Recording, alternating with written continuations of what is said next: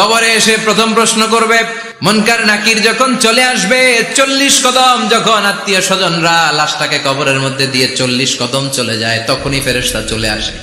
এসেই পরীক্ষা শুরু, মার রব্বুক, তোর রবের নাম কি?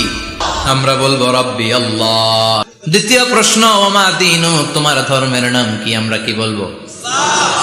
তৃতীয় প্রশ্ন, বিশ্বনবীর চেহারা দেখিয়ে বলা হবে, আতারিফু হাদার রাজুল, এই লোকটারে চিনো নাকি?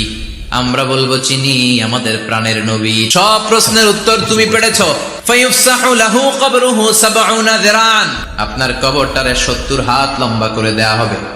ওয়ায়ুফতাহু লাহু বাবুন ইলাল জান্নাহ, আপনার কবর থেকে জান্নাতের দিকে দরজা খুলে দেয়া হবে।